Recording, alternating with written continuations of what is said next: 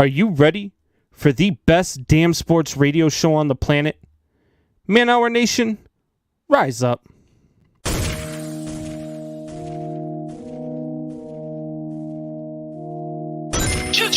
On the beat every time, no. I would like to personally welcome you to Man Hour After Dark. Say that thing. While I bring you the host, Mike, Buck, and Cone. You know who's coming to the sports talk than what you about to hear right here. I second that. Go. You know that it's us when we talking about sports. Giving you facts on the field to the core. Tune in, we need the support. 1 hour too short, then listen some more. On all your stations, not dropping no music. Starts like Adidas, but Nike just do it. Down 4 in the 4th, we go for the win. Michael 2 seconds, we taking it in. Buck, Mike, and Combs, you know what's going on.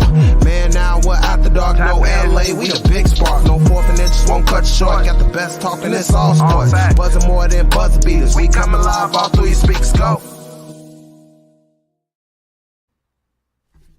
And we are live, Man Hour Nation, Big X Radio. What is going on? It is your boy, Brandon Combs. Michael Buckheiser is not with us, so you know what that means. No nonsense today. You don't have to listen to all that crap that he spews. But joining us today will be Wyatt and Tori. I'll bring the boys on in a minute, but before we do that, make sure you guys are heading over to the YouTube page, like and share. If you could just have 2 friends share the page, that would be great. 2 friends share, then 2 more friends share, and then 2 more friends after that share. So gets us more shares. So and we like likes and shares in this line of work. Man, it was a busy weekend. Busy weekend of baseball, busy weekend of college basketball. But without further ado, let's bring on the boys. Welcome back, Wyatt Williams. What is going on, Wyatt? What's going on, man? I'm glad to be back. Man, it was a crazy week without you, and you know we know you were on vacation out in Ohio, and something about I don't know, you were out there. There was a tornado, Wicked Witch of the West type thing. I don't know what was going on, but I know you're out there visiting family. So glad to have you back, though, buddy. Yeah, I'm happy to be back, man. I couldn't wait, watched the show, and wished I was here with you guys. But you know, we're back and at 'em. Yeah, absolutely. And speaking back and Adam, I am outnumbered today because joining us today is not Michael Buckheiser, but the other Green Bay Packer fan in the group, Yes, the other Wisconsinite loving freaking Tori Anderson. What's going on? Every time. You know, I'm really happy to see Wyatt back. And there again, he sneezed. He got a little snot on him. The cat fur got stuck to his face there. There's like 3 hairs. I mean, you look like you wiped with your hat, though. I mean, you got some stuff on your hat there. Oh, me? Like, yeah. Just Wisconsin, the W, because all we do is win. Oh, I thought that stood for wipe, so you don't forget. I know so I will tell you. So my mother burned me, and she said, "Wipe your face." I'm like, what? And I'm like, what? And she's like, you got something on your face? I'm like, what is it? She's like, oh, never mind. That's just the gray in your beard. I was like,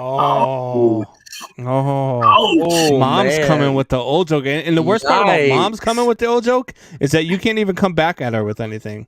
Right. If you go back at Mama Dukes, man, you're in trouble.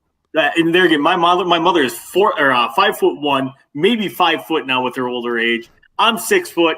And I still won't mess with her. You never mess with the mama bear ever. Never. You know, my sister's almost ruined that one. Said I made a roast, and my sister goes in front of my mom. I think yours is better than mom's. I said, you need to never say that again. Yeah, you don't ever talk about Mom's cooking in front of Mom, man. Never. That's one of the things. It's funny because the other night, so I make, it's like a competition between me and the future mother-in-law. So I cook all the time. She cooks all the time. We're the only 2 that really cook in the house. Every once in a while, Michelle's dad will cook. Michelle couldn't cook anything that doesn't come out of a can that you don't pop in the microwave. I love her to death, but she's just not a cooker, right? So the other night, I made something that her mom usually makes, and I go, so whose is better, mine or Mom's? She goes, I'm not answering that. I said, what do you mean you're not answering that? She's like, I can't win. I'm not answering that question. So that is definitely a no-win situation. Yeah. And speaking of no-win situations, guys, the Vancouver Canucks have had over half of their team test positive. Now, we don't talk a ton of hockey on this show, unfortunately, because, Wyatt and Buck can't carry the load with me, so I'd be all by myself talking to, that's kind of like talking to him anyway, talking to a wall, but I would just be sitting there talking to myself if we were talking hockey. But this is a big deal, man. You've got hockey separated their teams by divisions, and it was mostly because they didn't want, Canada didn't want American teams traveling across the border. They didn't want American teams coming in because they felt like we had higher COVID numbers and higher risk for COVID. And now you've got a Canadian team that is probably, I don't even know. Would you say they're done for the season? I don't know how to explain. If over half of your team has COVID, you're done for the next 2 weeks. There's really only, maybe 3-4 weeks total left in the season anyway. Like, how does the NHL handle this, Wyatt? I don't know, man. I kind of find it ironic though that they come at us American folk and give us crap about COVID, and then one of their teams completely just swarms and all of them have it. I hope the best for them. I hope they can return to the ice, but it is what it is. And are they going to do a playoffs where American teams and the Canadian teams play? So the way that they're doing it to start is, I believe the first round is going to be interdivision playoffs, and then after that, yes, you're the winner of the Canadian, all the winners of each division are going to play in a bubble. I believe that's how the NHL has it set up, which is a good thing. It's a good idea. The bubble was a great success last year for the NHL, but I just don't know. I don't know how they handle this. Do you have to go, like, the teams that just played the Canucks, this past week? Do they have to quarantine? Like what's going to go on? Tori, what do you think they're going to do with it? They have to. They got to NBA it with the exact same way. And I don't know. Can either one of you point where Vancouver is on the map? I don't like anything about Vancouver. So literally, the thing is I find it funny that they were like, oh, we're worried about the Americans. What's up, Kobe? You can go from Seattle to Vancouver real quick. Right. Yeah. It's not far. Right. So that's why I think it's always funny with, like, oh, we don't want to. Oh, how did we have this outbreak? Well, there's multiple ways. But yeah, you have to put them in the bubble. I don't know. I like it the way that they are trying to proceed with it. They are trying to take as many precautions as possible with it. Yeah. Is it gonna work? Maybe. The only real way that's worked so far is the way the NBA did it, where we said, screw it. Everybody's coming here. You're staying here. You're staying here. You leave. You're out the bubble, and you're not coming back for a few weeks. If you want to go to a certain adult establishment and get chicken wings, you're going to be out in the bubble for let's be real. The NHL is full of a bunch of guys who are just crazy anyways. Like, these are guys who I've watched on they in pull Dallas their teeth Stars out for fun. We had a guy on the Dallas Stars a couple years ago, Rich Bear, die on the bench, get resuscitated, and then as soon as he got resuscitated, said, "Can I make my next shift?" Right. Like, these guys don't care about dying; they just want to play hockey. Yeah, and now who's the guy that got his neck cut with the skate? The other guy that got the back of his leg slashed. Yeah. But these guys, look, hockey players are a different breed. They just are. So that makes me wonder how the NHL is going to handle this, because these guys, they defy logic sometimes with injuries. These are the same guys that'll get, their fate, go get 17 stitches in between periods and come back out and finish the rest of the game. So I'm not sure how the NHL is going to handle this. I'm not sure how anybody else is going to handle this. I'm sure the Vancouver Canucks are probably going to end up playing next week. That's what I think. That's just what the NHL is. That's what the NHL does. And then, especially with, I haven't even checked the standings to see even where the Vancouver Canucks are. I'm going to do that right now. Yeah, but I will. I don't, I don't know how they are going to handle what they're doing over there. And it looks like the Vancouver Canucks are about 6 points out of a playoff spot right now. Yep. It's the top four in each division, I believe, are in the playoffs. and they are 6 points behind Montreal. So it could be a moot point too, but at the same time, there are still teams that they're playing that are in a playoff hunt. So there are ramifications to not letting the Vancouver Canucks play. I'm not sure how the NHL is going to handle it, but I guess we'll see what they decide to do. Right, yeah, because it's not like they can hand out forfeits, because now all of a sudden some other team that they played, even though there was COVID cases, they still got to play. Somebody else gets those extra points. You can't do it. There's almost no fair way to do it. Yeah, absolutely. And the other thing that I want to get to before we head to our first break here is the women's tournament ended on Sunday night with a win by the Stanford Cardinals over the Arizona Wildcat in a very, very tightly contested game. It was a 1-point victory for Stanford. What was your guys' take on the women's tournament? Hands down, to me, probably one of the best tournaments in the last, I don't know how many years. I mean, your UConns are generally going to be there. You know, Stanford in the last few years has become one of the major powerhouses as well. You know, in UConn, this was their 4th straight loss in the Final Four, correct? Correct. Yeah, and that's huge for Gino Auriemma and UConn, man. They're used to just raising the trophy at the end and cutting down nets, right? Yeah. No, pretty much. That's what I can't believe Stanford came away with it. Honestly, I was hoping that Louisville would come away with it. I thought that this was, one of the best chances that Louisville was going to get at it. They lost to Stanford, of course, so hats off to them. But it is kind of, it's kind of crazy how the women's tournament goes every year. There's always just crazy stuff. Like what the last one that we had, the last two we've had, there were buzzer beaters for the national championship, right?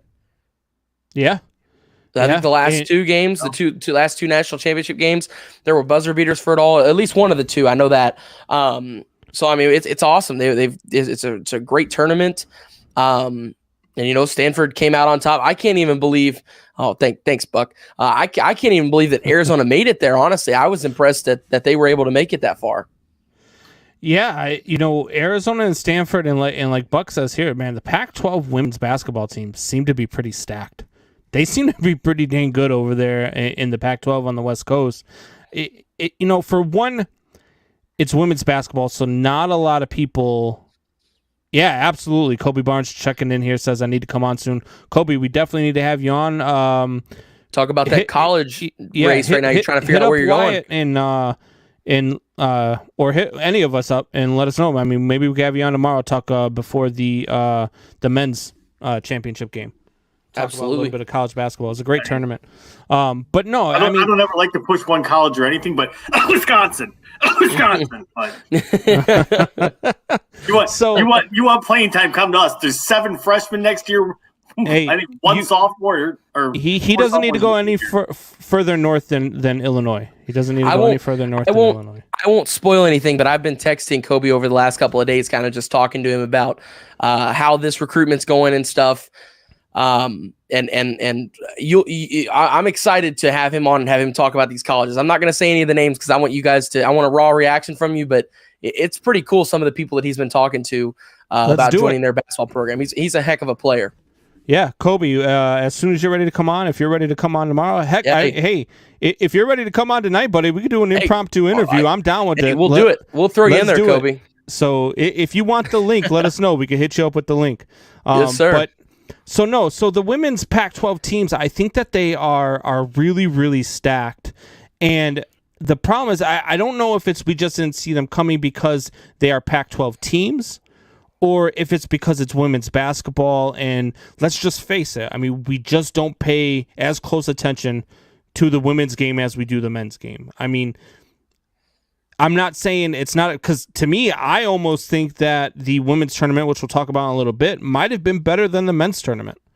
Well, there were so many more. We thought there was so much parity in the men's tournament. There was a lot of parity in the women's tournament, and just teams that you didn't expect to moved forward. And we saw it here in the championship game. I don't know who had Arizona and Stanford in the championship game. I know not very many people. So it's one of those things where I love to see stuff like that. I'm always rooting for the underdog. I love that type of stuff. So I don't know, man. I think that the women's game is starting to step its game up. Well, and honestly, the women's game gets pigeonholed, I think, because for how many years it was UConn or Tennessee that pretty much won it every single year. All of a sudden, then Duke's women's basketball program started to really rise its profile. North Carolina really started. Stanford started stepping up. There's a lot more parity in the league or in women's basketball these days than there ever was.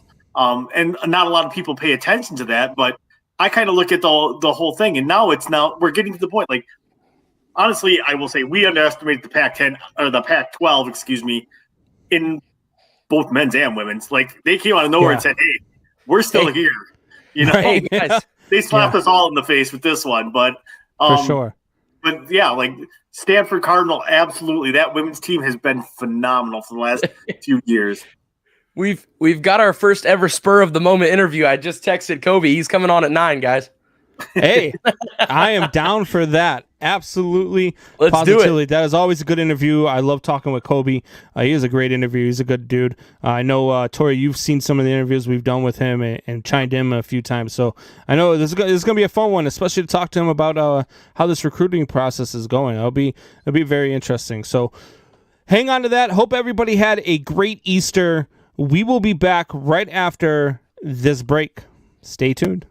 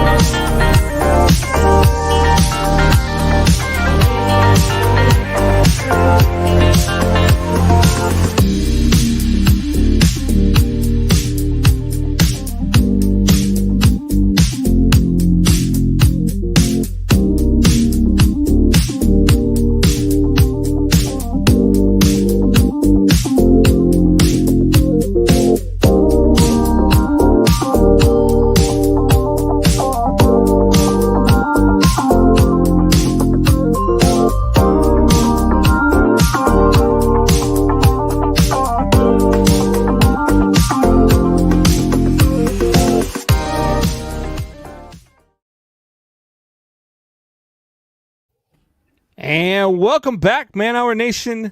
We are back. We are excited. It's going to be a great night. We are going to be talking to Kobe Barnes. We just found out before we went to break that Kobe Barnes will be back. We have Wyatt right now sending them the link, so we will get back to that here in just a moment.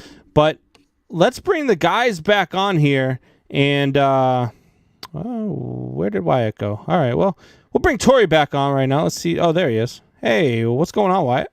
What's up, man? Send this link real quick. All right. So we had the NC. We talked about the women's game. Stanford winning the championship. Congratulations to Stanford. But the men's tournament, Monday night, Gonzaga and Baylor going one-on-one. Guys, I'm not sure about you, but I know me and Wyatt said that Baylor, ahead of this tournament, me and Wyatt were all about Baylor being the weakest number one seed in the tournament. We said it at the beginning. We said it was Baylor was going to be the first number one seed bounced, and then Illinois happened, and then Michigan happened, and Baylor and Gonzaga are the two number ones left standing. Out of all the parity we talked about and how many upsets there were going to be in this tournament, we've got two number ones going at it in the championship game. Well, and Go ahead. No, and it kind of it fits perfectly in a sense because It was a wild tournament. Of course, the 2-1 seeds that nobody, we all had a favorite that Gonzaga could have done it this year. But think about it. Gonzaga loses every year in the Elite Eight, and Baylor never makes it past the Sweet 16. That is the story of these programs forever, really. I mean, that's what we always see with these guys. So, of course, in this weird year where Texas loses in the first round, we've got Ohio State losing to Oral Roberts, a team that half of us had never even heard of before the game even tipped off. So, I mean, it's wild, like all the stuff that came around. And of course, this year, after everything this crazy has happened, it's 2-1 seeds. But of course, it's the 2-1 seeds that like never make it this far, that always, wet the bed before this, that always, die off before this. But to be fair to Gonzaga, maybe we just underestimated the power of how good they were in this undefeated season. I felt like Gonzaga was beatable. I felt like Baylor was really beatable. I really felt like we were going to have a lot of Big Ten teams in the Final Four, and we just didn't get that. Big Ten so disappeared. We all figured everything was battle tested. We figured Big Ten beat the living snot of each other. We're going to run into those other teams, and we're going to be able to go toe to toe. The one thing I will say is Gonzaga. They built that program over the last 10 years. And I will be honest, I honestly hope Mark Few wins it. If there's a college coach that deserves a national title, it's Mark Few. That guy, absolutely, that guy has done a phenomenal job of making. He's like the Andy Reid before Andy Reid won a Super Bowl. Like everybody was pulling so hard for this guy to win it because he's gone so far and gotten so close, but yet so far each time. Like it's sad, honestly. Like this has to be the year. Like I don't know any other way to say it. It just genuinely has to be the year because God, if this isn't it. Gonzaga's going to get blown out tomorrow now. I hope not. Breaking news, Combs goes from worst to first in the bracket challenges because I did have Gonzaga in the title game. I had Gonzaga and Illinois in the title game. I'm the only person of our entire I'm the only person of the entire Man Hour crew that had Gonzaga actually winning it all in my bracket. So see, Buck, there you go. See, and I love it. Buck's like the first day of the bracket's over, he's like, oh yeah, I'm leading this thing. He's making fun of me. He's like, oh, our bracket expert, haha. And then Buck drops all the way to dead last. And then your bracket was busted 3 games in. It was. No, so was mine. Mine was busted after the second day. Dude, my bracket was perfect until Ohio State lost, and then it just went nuts. It was like, then after that, every team I had winning. 3 of my Final Four teams were gone before the Sweet 16. Yep, me too. I was like, holy, like what is going on? But we expected that going in. The one thing we didn't expect, or at least I didn't expect, I knew it was going to be a good game. UCLA was on a hell of a run. But that 3-pointer by Jalen Suggs at the end of overtime, I mean, like that has to be all time. That has to be. I was going to say, is that a top 3 shot in the tournament's history? I don't know if it's top 3 because I think the Villanova shot to win it over North Carolina was 1 in my opinion because it was a longer shot. In that hit. What was the second Duke shot? Was that Leitner? Yeah, Leitner. That was an Elite Eight game, though. Yeah, so that's top 5. Leitner's shot is top 5 for me. Which one though? There's 2 of them. The Kentucky one. Let's not talk about that one. So that's one thing that don't know about me is I'm actually a huge Kentucky Wildcats fan as well. Like for basketball, like I've been following them since Jamal Mashburn played there. And so when Leitner hit that shot against Kentucky, Leitner became my sworn enemy. If we ever have Christian Leitner on this show, I am going to go completely Combs like he did on the Phil Simms guy. My dad, my whole family is all Kentucky fan, and God, they all hate him. Like that's the first lesson I learned in life was like it wasn't management. It was we hate Duke. We hate Duke. We hate Duke. That was the first life lesson I learned. No, I'm just kidding. Then you had the Jordan shot as a freshman. I mean,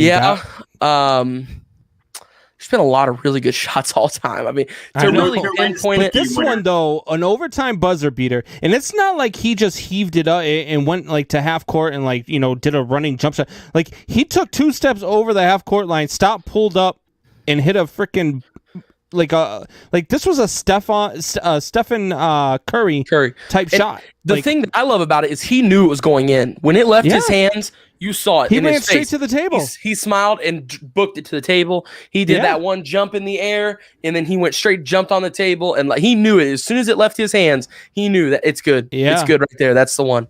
Yeah, I'd say it's a top 5 tournament shot all time. If it would have been a championship game, then we could probably talk about top 3. Yeah, I got a top 5 because I agree with you 100%, Tori. I think the number 1 was, in my opinion, the Villanova game winner because of that sequence of events. It was Marcus? Was it Marcus Page? Was that the guy who went down the other end of the court for North Carolina? He hits the 3. He ties it up, hits the 3, and then they come back at the other end, and he just floats it to him, and boom, 3-pointer for the win. Bang, that was awesome. Drew was happy to see that Curd is back. Who's Curd? Curd. He calls you cheese curd. Oh God, you dropped it, Wyatt. You dropped it. He gave you a shout out, and you flat out dropped it. Thanks, Drew. I love you, Drew. Oh my word. Jeez, I'm crow. All right, so oh man, moving on. Was the tournament everything that we expected it to be? I think it was more.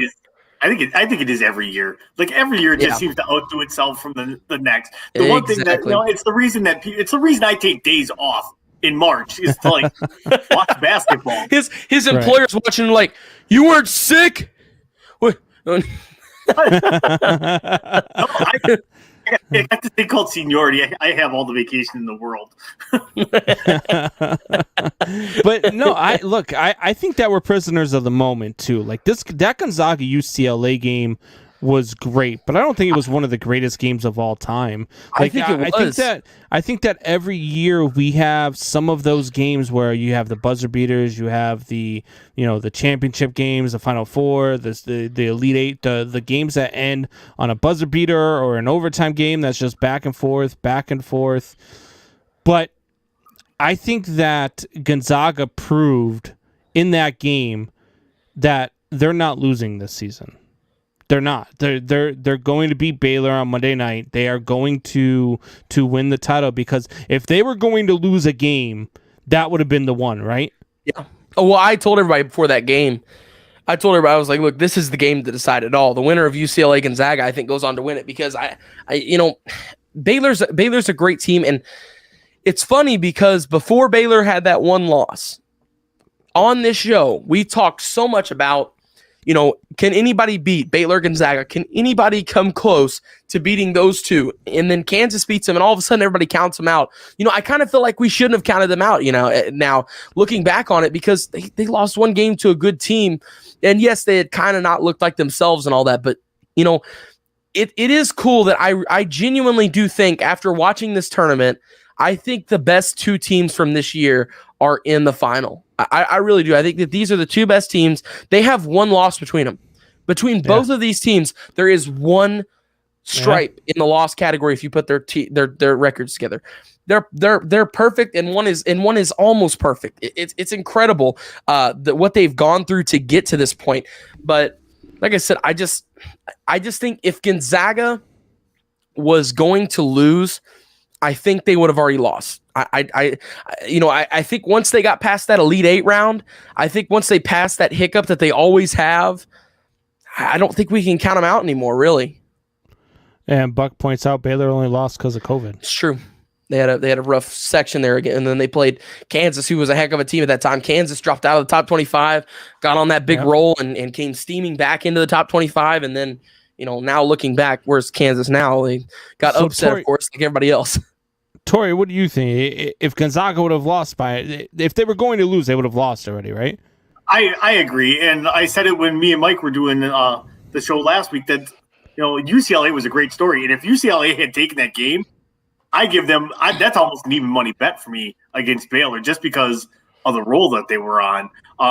But there again, I wanted to kind of make fun of Wyatt. It's like, I think the two best teams in the country are playing. No kidding, Wyatt. They were number 1 and 2 in the country ranked.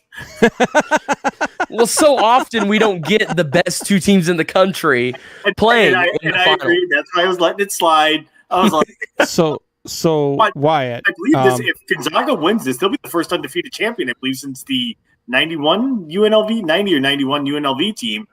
I think it's 76 IU, isn't it? No, 90 or 91. The UNLV team that went back to back, they won one of the years they went undefeated. Did they go 40-0? I don't know how many games they played then. I don't either. I'm gonna have to check on break now. What were you saying, Combs? You guys need to start doing your research before the game. I know, right? I mean, you guys got I don't know what the hell's going on with you. Like, I got all my notes sitting in front of me. I like, you guys got no. You're like, I think, and Wyatt's over here. Oh well, I think these are the best two teams in the country. Well, no kidding, Wyatt. Thank you, Captain Obvious. @ Captain Obvious __ TWW. Check them out. Gosh. God, you guys are killing me, man. Killing me. Drew says, didn't UCLA win 7 in a row? They did, sir. Yeah, that's crazy. Yeah, UCLA was ridiculous back in the day. That was the 60s with, I mean, you had Lou Alcindor on that team. Yeah. You had, literally, that team would just basically, if you were good at basketball, you went to UCLA back Pretty then. much. That was It's like Kentucky, over the last 10 years, pretty much. Yeah, if you were one of the Carolina Dukes in the 80s and 90s. Yeah, UCLA players actually graduated versus the Kentucky one and done. Yeah, absolutely. So the women's tournament, we talked about it earlier.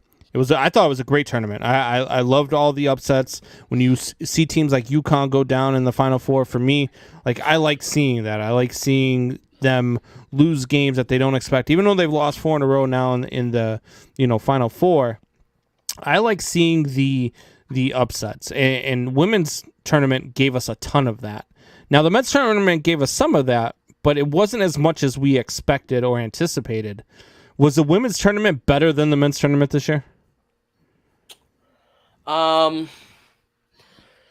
would say no, probably not. No, it's what you had 3 number 1 seeds make the final. Yeah, and a 3 seed where you had 2 1 seeds and 11 and a 2 seed in the final four. Well, hold on, but even if you look at that Final Four for the men's doesn't even do it justice. If you look at the Elite Eight, there was like a 50. There's almost a 15 seed in it. Like there was a nuts amount of teams that should not have made it that far in the men's that win. I would go as far to say there was more parity in the men's tournament possibly than there was in the women's. Now, I think in the women's we saw a lot more teams that hadn't gone that far, like IU, for example. IU women's went to their first ever Elite Eight, in I think maybe ever, or it's been a very long time since they have one of those two.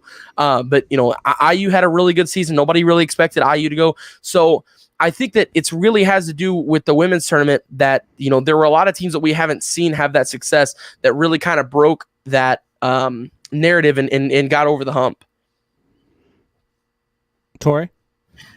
Yeah, I'm there again. I still think the men's, just because there is a huge gap still in the women's game where, is a UConn probably going to have a nail biter in the first round against the 16 seed? No. Probably not. No. Can you count on most of your number ones? Like you could do a chalk bracket for the women's tournament and probably be right 75% of the time. If you did a chalk bracket in the men's tournament, you're probably going to get one team right in the Final Four. Yeah, the closest game in a 16-1 seed in the women's tournament was a 20-point victory. That was the closest. That was the closest victory, and that was North Carolina State over NC A&T. And that's where I say it's like the women's college game has come a long way. And it's like I said, you're starting to see a little bit more parity. But there is a big gap still between your upper echelon teams, your mid-level teams, and your teams that are just happy that they got there.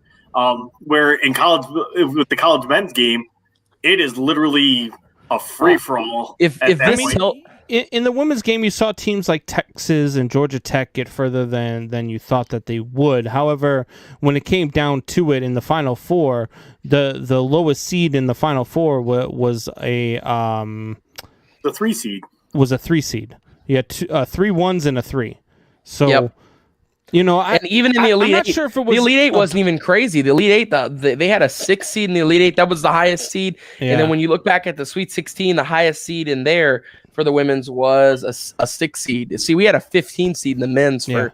And Sweet the men's was a half court 3-point away from having an 11 seed in the championship game. So, I mean, I think there was more parity. I'm not so sure that it was a better tournament for the women's, but I think that it drew them closer. I think it gained them more coverage. I think it gained them more fans because of how good their tournament actually was. It really was a very good tournament. I was excited to watch a lot of it. I was excited to watch the championship game tonight.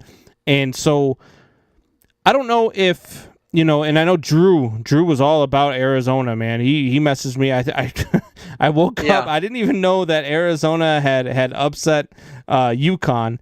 And then I get my phone and all of a sudden I have like 10 missed messages from Drew, and I look at it and it's like 10 memes of Arizona. I'm like, what the heck is what is he talking about Arizona? I was looking for everything on Arizona, and then all of a sudden I'm like, oh, the women's team. Okay, I got you. I'm like, what is going on? But no, so I think that they gained a little bit on the men's game. They just didn't. I will say in the Louisville area here, there was a higher viewership rating for the Louisville versus Stanford loss for the Cardinals than there was for like 2 or 3 of the men's Elite Eight games. So I thought that was pretty cool. Yeah, absolutely. I mean, I thought it was great. You've got a lot of parity across college basketball in its own. Like, I will watch college basketball 10 times over before I watch the NBA. I just will, because I just think that there's a lot more competition. They play a more complete basketball game than they do at the NBA level. So you mean they play defense? Yeah, and they also have, if they have a 3-on-1 fast break and they're down by 2, I guarantee you they're going to try a layup as opposed to all pull up at the 3-point line. And, so I don't know. I just, at this point, it is what it is. Let's go to the chat line here. We got a lot of stuff rolling in. Drew had said Curtis Burke back, and then he said, sorry, bro. Hi. Buck says, waffles or curd? I'm confused. How about curded waffles? Oh, curded waffles. What is wrong with you? Like that's I mean, that's what it is, right? I mean, he's a curd and he waffles a lot, so he's curded waffles. Because I am in Wisconsin, I was going to pick up a block of ghost pepper cheese and send it to Wyatt. Oh, don't send me that crap. My God, Buck says this was the worst tourney ever. No Kansas State, no UK, no Duke. Take the L, NCAA. Buck, shut up and sit down. Was it watered down without any of those blue chip type schools? No. I mean, North Carolina lost in the first round. Incredible. Duke wasn't in. Wisconsin made Roy Williams retire. It's almost as good. Okay, get ready. Drink. That's almost as good as the Packers getting 2 head coaches fired one year. Oh my God! That's my story. That's good. Wisconsin forced Roy Williams to retire. I like having the blue chip schools. I like it when Duke's good. I like it when North Carolina's good. Kansas, all them blue chip schools. We all like that, but then I like watching them lose in the tournament, though. I don't like watching them. I don't like watching them succeed. I like watching them get upset. I like watching teams like Illinois or Gonzaga or whoever, Baylor, whoever it is, beat these teams when they're good. And that's the part of not having them in the tournament that I missed, is that you don't have these guys that are like, all right, well, Duke's really, really good. They've got a great shot to win this thing. And then, oh my God, where did, whoever, Mercer come from that beat Duke last week? That's the stuff that I like to see. I like to see the blue chip schools go down. Yeah, this is the first tournament since '76. I think that Duke and Kentucky both missed the tournament. I don't know how far back you'd have to go to find the last time that Duke, Kentucky, and Kansas all missed the yeah. It was. I like it too, just because they're getting. I hate Duke. I will never cheer for Duke. I don't care what sport it is. It could be water polo, and I'm going to cheer against Duke. I hate Duke that much. But, there again, like you said, if they make the tournament, I am the number one cheerleader against whoever, or I'm the number one cheerleader for whoever Duke is playing because I want to see them lose. And the best part is just like a lot of the IU fans, those Duke fans will come out of the closet like, oh, we got this, and da-da-da-da-da, and I will ride them unmercifully. And once Duke loses. Hey, don't tell us how you really feel now, Tori. Never. I mean, I'm hiding it. I'm masking it really well. And then Buck comes out and says it was 76 IU was the last team to win a championship undefeated. So he's testing you, Tori. He's saying the last team to do it was 76 Indiana. Ooh, I got that right, boy. I don't know. I don't know enough about college basketball to say one way or the other. Might have to Google that on a break, Tori. We know you didn't come here with your stats ready. We know you didn't do any notes or research before the show. What do you need? I have that all right here. Oh God, here we go. All right, guys. So we're gonna go ahead and get to another break. When we come back, it is time for the infamous Way or No Way. Are you guys ready for all that? Way. Good answer, Tori. That was a good one. I like it. We'll be right back. Way to come.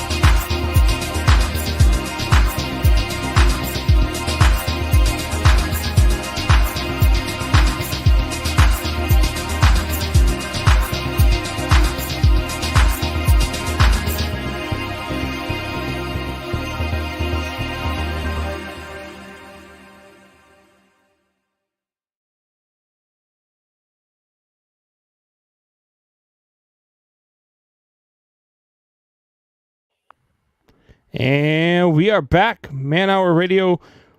Big X. What is going on? Boys, are you guys ready for some Way or No Way? I'm ready. Way. All right. Here we go. We don't have any of the sounds tonight because Mike Buckheister isn't here. He's got to send me like some of those files or so. I don't know. Either that or Buck is correct. Yeah, I have to learn with how to use my mixer because all I know how to do is plug in my mic so that it works. I don't know how to do any of the other stuff. But so let's get to Way or No Way really quick before we bring on Kobe Barnes here in just a few minutes. The first Way or No Way, guys, Gonzaga and UCLA played the greatest game in Final Four history last night. Tori? No way. There's too many other games. And like to me, the greatest game ever is still the Jimmy V North Carolina State. Chuck up the three, guy grabs it, boom, to the national title. That will always, to me, always be me, and always will be the number one moment. Not only because of what Jimmy V actually, later on went and represented and stood for in life, and how much of an influential character he became, but still, it was a North Carolina State team that was not supposed to be there that year, and that they were not supposed to win it, and they did. So they were an 8 seed, weren't they? do believe. I think so. They were a UCLA lower isn't seed. supposed to be there either. They were an 11 seed. Yeah, but that wasn't a title game.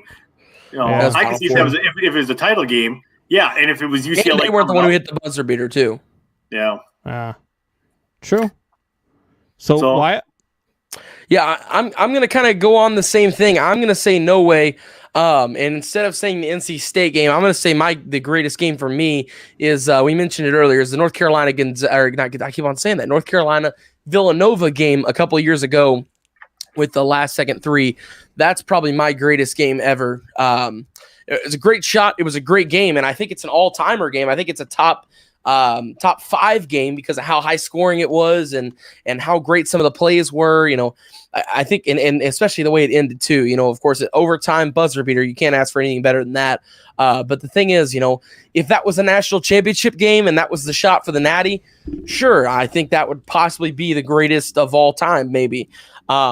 But it's the fact that, you know, it's a huge moment. It's awesome that, you know, he hit it when he did, but it wasn't that. It wasn't the national championship. We've seen buzzer beaters for the national championship, and I think, you know, if you hit a buzzer beater and you end up with the trophy, then that's, you know, that would be a higher honor for me than I get it. going to the national championship. Now, I think that shot leads them to the national championship, and I think that when people look back on this season, they'll think of that shot when they think of this tournament run when Gonzaga wins it.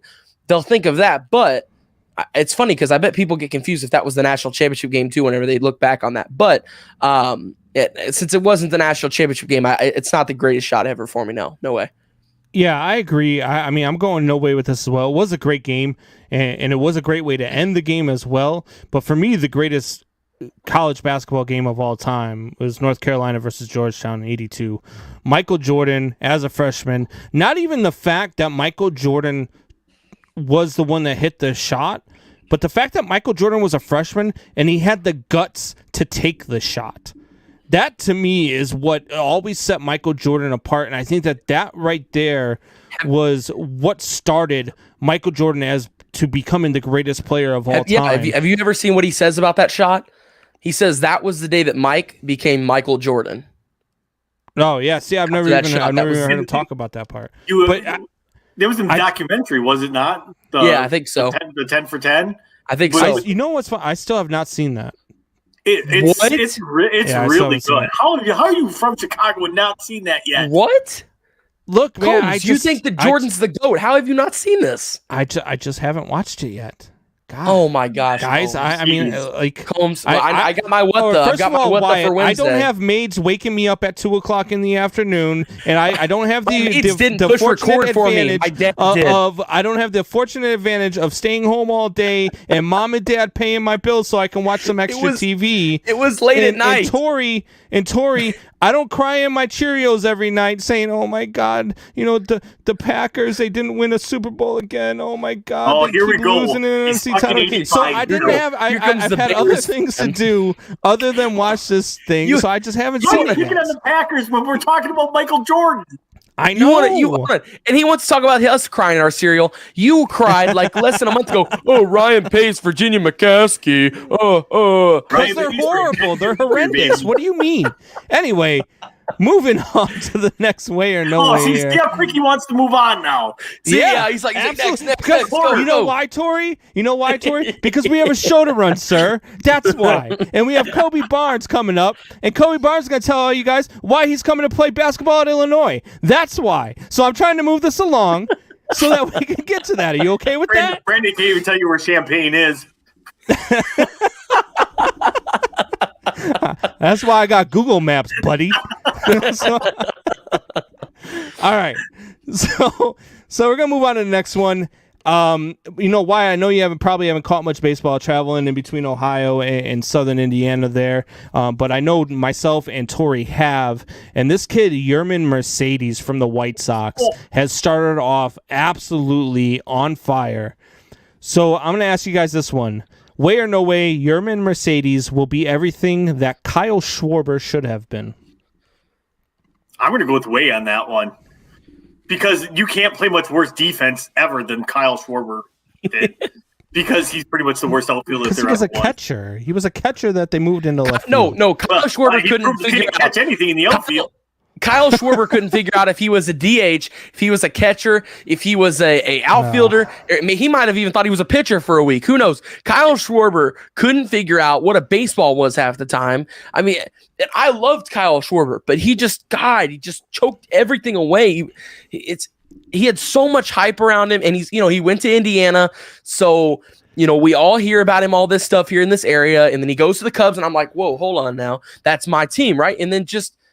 I don't know. Wyatt, you watch your tongue. You guys have talked about it earlier as well, though. No, Wyatt Williams, you watch your tongue, and you don't ever talk about how you're a Cubs fan again. This man was the biggest reason the Cubs won the World Series in 2016. That World Series run that he had, the way he lifted that team. The Bears won the Super Bowl.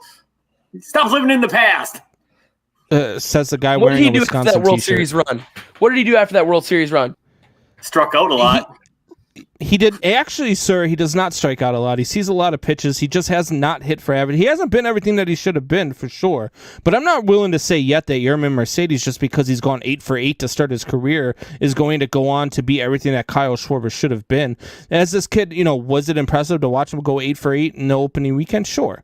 Of course it was. It was a lot of fun to watch.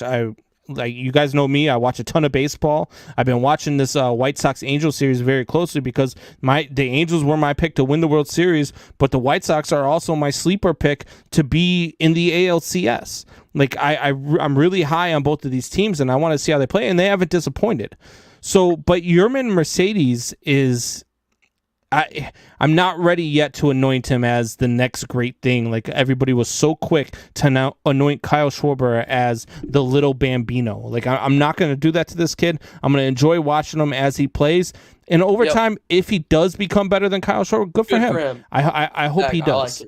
It makes them losing Jimenez. It makes that blow a lot softer. It does. If you can, whenever you have an injury, if you can have somebody that can play above their potential, it helps tremendously. Absolutely, positively. So moving on here, keeping up with baseball here, Ty Buttrey of the Anaheim Angels has decided that he is done with baseball after being demoted to the minor leagues after spring training. Did not have a great, spring training, was not very good last season, but the 3 years prior to that, he was a big part of the Angels bullpen. Says that he just lost his love for the game. So I ask you guys this, Ty Buttrey leaving baseball is a sign that MLB is trending down. No way. I don't think it's trending down because of one player who had a rough end of the season and then a rough spring training. I don't think that would be considered. I'd say necessarily more. It's more of like a hissy fit that he's kind of throwing because he sucks at baseball here recently. I don't I hate to say it like that, but I don't want to sit here and say that that it's anything because of the baseball's trending down now. No, and I agree. It's one player. It's not like there's a mass exodus of players like saying, well, I just don't love playing the game anymore. Yeah. It's one guy. There again, maybe he'll Rick Ankiel it. I can't pitch anymore. Maybe I can learn how to hit, Man, I'm watching this Angels and White Sox game. Ohtani just hit a bomb. Just belted one. I was telling Nikki on break, I was like, this Ohtani guy's really good, but, has had some struggles here and there and stuff. He came from a foreign league and stuff, and she's sitting here watching it in front of me, and he belted it, and she looked right back over me, and I was like, was that 450? Is that what that was? He's a velocity of 115, something like that. It was big, yeah. Our baseball league is so big. Oh, my Lord. He's a free agent in our league. Yeah. So I'm going back to the way or no way. I'm gonna go with no way. It's not a sign that baseball's trending down. It's just this kid, for whatever reason, I think he took his ball and went home. He was upset that they sent him down to the minor leagues, and he was like, you know what? I'm not going back to the minors. I'm just gonna go home. And good for him for doing whatever he feels is best for him and his family. Go ahead, go home, take your ball and go home. But you weren't very good anyway, so they kind of told you to go home anyway. So it's not really, a huge loss. So I'm going to go with no way. Last one here. let's go with athletes should absolutely opt out of their sport for a few days for the birth of a child. Now, the reason I came up with this was because John Rahm, the golfer, his wife was set to have their baby next weekend. She was due next weekend, and next weekend is the Masters, for those of you that don't know. And the Masters is the biggest golf tournament of the year. It is their Super Bowl. It's a Super Bowl of golf. So, should athletes miss big games and tournaments for the birth of a child? Tori? Absolutely. 100%. It goes for almost anything. It goes for the birth of a child, bereavement leave. It's one thing, like, and this is just my personal opinion on this, like, bereavement leaves and childbirth, like, so bereavement leave, you get 3 days. For some people, 3 days is not enough to get over the loss. Like, if you lost a parent, yeah, your work says, okay, you can be off for 3 days. Anything beyond that, that's on you. Same thing with the child. Yeah, absolutely. What at the end of the day, your career is going to end.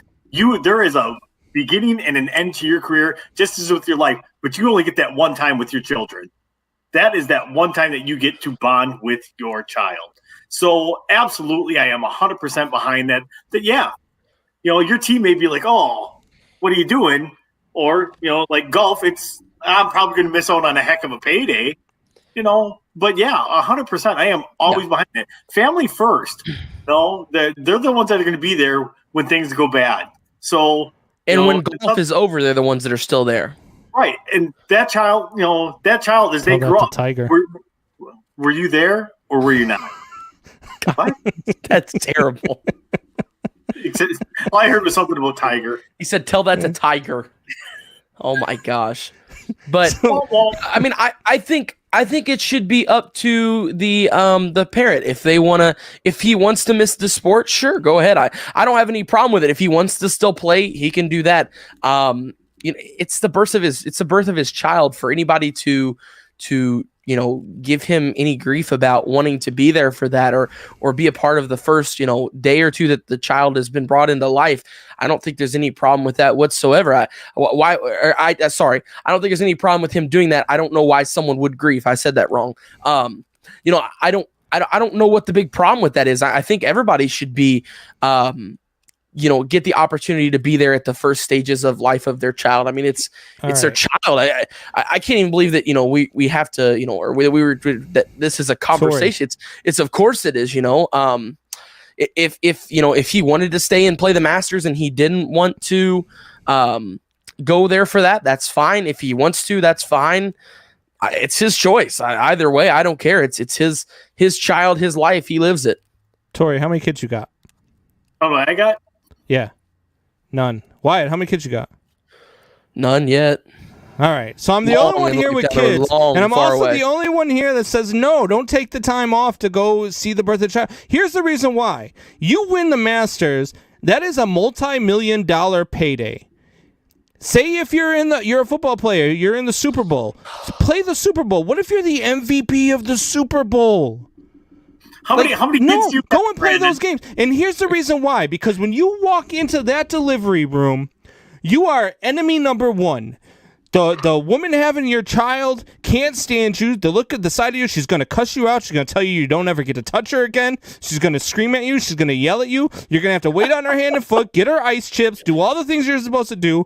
The mother-in-law is going to come in. She's going to come in and push you out of the way, and she's just going to take over anyways, and you're going to end up in the waiting room. So no, go to the Masters, go to the Super Bowl, go to the World Series, go to the Stanley Cup final. Do whatever you got to do to not be in that delivery room, because you know what? Just the same when the baby is born, if the baby was born on Friday and the Masters goes until Sunday, that baby's still going to be there on Monday. Rest my case. All right, so we are going to go ahead. We are going to go ahead and we are going to get to a quick break. And then when we come back, Junior, your dad doesn't love you, man. We are going.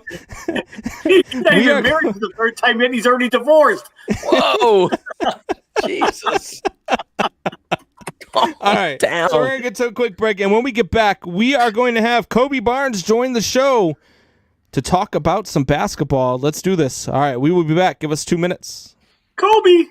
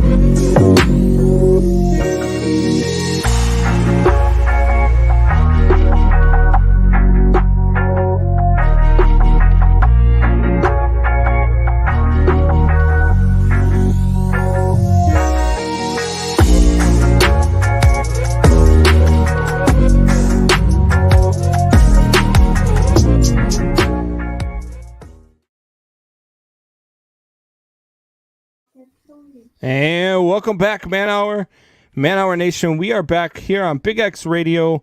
Boys, we've got a very special guest here with us. It is none other, I would call him Indiana State's Kobe Barnes, but he is not. He is NCAA basketball free agent Kobe Barnes. Kobe, what's going on, buddy? Kobe, you're muted still, I think. I think you're muted, big guy.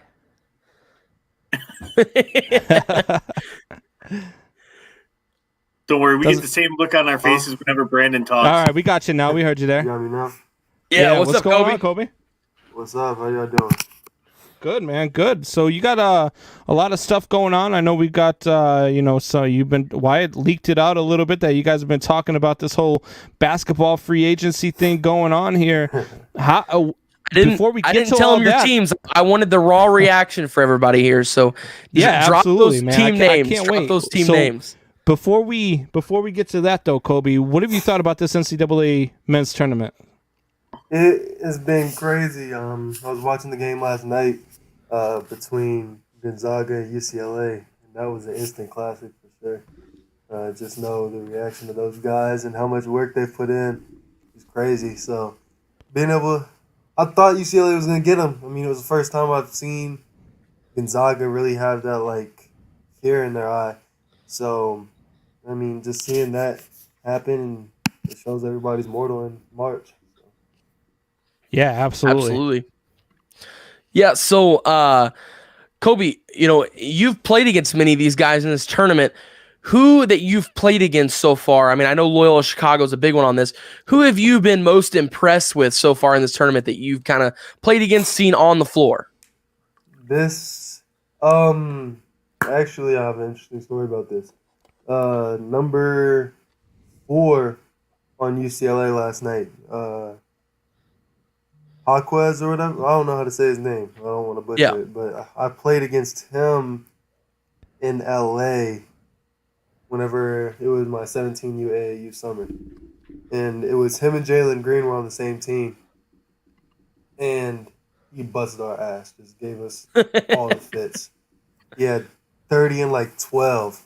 And we ended up losing that game. We had lost like 3 games the whole summer. And that was one of them. We lost that game by like 30. So I knew he could go. I'm just glad to see him be able to just get out and show it on that level. That's awesome, man. So I got to ask you, you're in the same conference at Indiana State are you guys in the same conference as Loyola Chicago? Yeah. Yes. So, you guys, you get to see. Have you seen Sister Jean in person? Like, have you got up close with her? I saw her last year whenever we were playing at Loyola. I'm pretty sure she was sitting back in the tunnel where they came out. But I didn't get to, I wanted to go and say something because I'm a fan, but, felt like that would have been wrong time during the game. We got beat by 30 that game, too. It was pretty bad.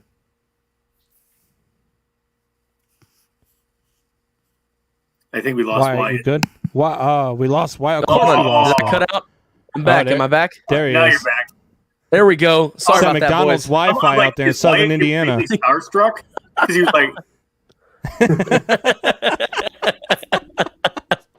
No, so the big thing, you're from the southern Indiana here, the southern Indiana area here. Let me say that. So a lot of IU fans in this area, and IU had a pretty big, situation here in the last couple of days. What do you think about the Mike Woodson hire? We'll just start with that, and then we'll work into more with that. But what do you think about Woodson? I mean, from what I know, he's a good coach. I mean, he obviously spent time in the league. I don't know how well NBA coaches transfer to college because the spacing is different, the rules are different, and all that. But I feel like he has potential, and I mean, he's gonna obviously have NBA pull or recruiting pull because of that NBA tie. So Okay, and then do you think they should have went elsewhere? If you don't want to answer that, that's perfectly fine. I know you're still out there recruiting and you're wanting to go places. Is that a fine line you can't run right now? I mean, there's only one other person I could think of, and that would be Porter Moser. That was at Loyola, and he ended up going to Oklahoma. But I feel like if they would have made that push for him, he's probably the best coach I've ever seen. Yeah, so then after Coach Woodson comes to IU, the big thing after that, everybody has the questions about Lander, who is in the transfer portal, who you're there too, and Trace Jackson Davis. A lot of questions surrounding that. He says he comes back. He's coming back to IU. What is that move for the Hoosiers? What is that a big move for them? Trace is huge, like literally and like whatever, metaphorically, I guess. That's big. That's a big pull for them. I mean, he just needs to work on his right hand and get a mid-range jump shot. But if he can do that, I mean, he's an NBA player. He's going to be pretty special. Absolutely. So, we've talked about the college game a little bit. Now we're talking about your college game here. So, what are some of the teams you've been looking at here? What are some of those opportunities? I have some schools out west. I don't know how much I can speak on them because of their situation with the tournament and stuff. And then I have ties at Georgetown that I might be able to go out there. And then Western Michigan and still the JUCO, John A. Logan. But the one that killed me whenever you texted me that I thought was super cool was Georgetown, dude. Patrick Ewing, a storied program. That's huge. I mean, what does that mean to be in talks with a team like that? I mean, it's huge. Like you said, just being able to know that all the work's starting to pay off. I didn't have a great year this year at Indiana State, but knowing that schools still believe in me and still know my abilities, having people at that level still be able to believe in me, it's pretty special. Absolutely. So with that too, we watched UCLA make a nice run in the tournament this year. What would it mean to you to go to a program like Georgetown and be something about that and start rebuilding a storied program such as Georgetown, especially with a legendary player and one heck of a coach like with Patrick Ewing? What would that mean to you? I mean, it'd be amazing. Everywhere I've been, I've I've been a winner. In high school, I'm pretty sure I have the most wins at Floyd Central. I didn't even win a sectional, but I mean, and then here, before I transferred, before my class got here, I'm not gonna say my class takes all the credit, but we were 5 or 6 years without a winning season, and then we have 2 straight winning seasons, and we win a game in March. That's in our conference tournament, which we hadn't done like 7 years. So I mean, I just feel like wherever I go, no matter what I do, one thing that's always going to travel is winning. And just, I don't know why, but the teams I'm on typically seem to win. Well, I mean, I told you the last time I had you on, man. I watched you play a couple games at Indiana State. I love the game that you play because you play on both ends of the court. You're not a one-way player. You're not, one of those guys that let's just say you're not the typical NBA guy right now who you can only either shoot from downtown or you can just defend well, because that's all they have now. They don't have any really good two-way players. Well, not very many anyway. And you're one of those guys that gets me back into liking the game of basketball again, watching your game. And I gotta tell you, Kobe, man, and not to try to sway anybody there, because we all know I want you at U of I. I want you close to here so I can go see you play. I want to see Illinois win a national title. But I thought that this Georgetown team this year was at least a Sweet 16 or an Elite 8, maybe even a Final Four caliber team. That team with Kobe Barnes on it next year, I'm telling you right now that I'm picking you guys pretty much all the way. I'm telling you right now, this Georgetown team right now with Kobe Barnes on it, man, I like the way that sounds. As much as I want to recruit you to come here to Illinois, man, that would be unbelievable to watch you in Georgetown. It's definitely, I pray about it a lot. I'm in the gym every day, and I just my thing is stay ready so you don't have to get ready, So just in case the phone rings and they say, "Yo, we need you here tomorrow," like I'll be ready. Now, Yeah, now I heard you also mention that you had some West Coast teams too, and I know the last time we had you on, you said the Pac-12 was one of those conferences you've always wanted to play in. You've dreamed of playing in, man. And we just saw one of those teams almost take out Gonzaga. Is that one of the programs? I mean, without saying their name, we won't say any names. We won't say any names. I promise you, Kobe. And nobody watches. Let's be honest. Yeah, nobody watches this show anyway. I mean, we're only on the radio in Louisville. Nobody likes basketball in Louisville, so I mean, you can go ahead and say it, man. It won't get out. How much can you get in? Not UCLA. Not that Southern California team. Oh, all right. So another California team. Okay, I like it. I was thinking a little bit more, even more Northwest, maybe in about Spokane, Washington. Yeah, I wish. That Northwest is a dream school, not Washington, but Oregon. Yeah, I mean they got. The reason I'm really considering this JUCO though because they have ties everywhere in the nation. It feels like they have. I told them I wanted to go to Oregon. They like listed three people that they've already recruited out of this school, and they know everybody there. So yeah, I wouldn't be surprised if you see a commitment. So. That was going to be my next question about the JUCO route, and because a lot of guys take that route. You keep your eligibility. You got a couple of years left. You can bounce right back in. You almost have your pick of programs usually. Then I mean. It's a great road to go too, right? And the coaches over there, one of them, Coach John Clancy, prepares guys for the draft. He's an NBA skill development guy. So what's your time? What's Kobe Barnes' timeline here? When does the decision need to be made so that you can start getting ready for the next season? Yeah, I'm gonna give it before the end of April. I'm gonna have my decision. All right. You say before April you have your team, or you have your kind of like final couple? I'll have my decision made. Awesome. Okay. And you said you're gonna announce that on the Man Hour, right? That's what you said. I'm gonna come on the Man Hour after I announce it for sure. Absolutely. You should come on and announce it. We want all the sport, Kobe. We want all exclusive here. Kobe, I set up a lot of these interviews, so you just get a hold of me. Yeah. There you go. So, that definitely won't get tweeted out. Yeah. So, Kobe, you mentioned a couple minutes ago, kind of being in the gym and training and stuff.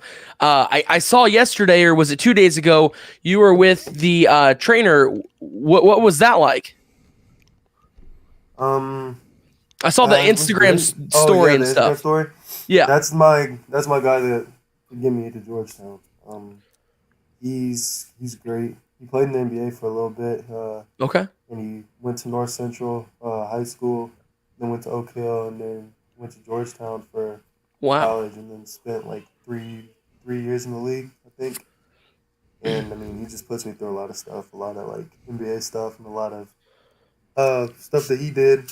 I mean, he's only like 6'3", and he says if I can have it at 6'7", then it's pretty damn good deal. Yeah. So I mean, I looked at the tape. You looked really good. Are you feeling good? Like does everything feel like it's still clicking like it was? I mean, I feel better than I did during season. I'm at 100% now. Awesome. My ankle's 100% healed, and finally feeling athletic again, if you know what I'm saying. I mean, Absolutely. I was athletic before, but now it's like I'm finally dunking and doing like all that cool stuff again. So awesome, man. So Tori and Combs, you guys got any final questions?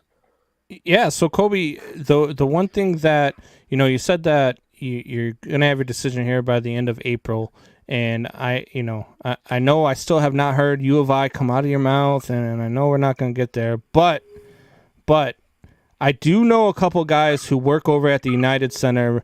If I get the Bulls to draft you, tell me you'd at least come to Chicago to play some basketball at some point here. So tell U of I or Chicago, tell either of them to hit me up. If U of I hit me and said they had a spot for me, I'd be there tomorrow morning. Hey, there you go. I like it. Get your security guard connection you have at the United Center and have him get a hold of U of I, and then have them get a hold of Combs. There you go, Combs. The guy at the United Center actually he sells popcorn, but still. Oh, I mean, okay. That's awesome. Oh, Tori, you got any question, buddy? I mean, right here. This W, all we do is win. We ain't recruiting right now, Tori. You stop. Like, we ain't recruiting for Wisconsin. Knock it off. Nobody wants to go play anything in Wisconsin. At least I live where my university is. I can point it out on a map. Oh, God. Kobe. I live near Northwestern. I could recruit them there. They got a decent program. Oh, Lord. Why? So really. So we can have some kid crying in the stands again during the NCAA tournament? All right. You know what?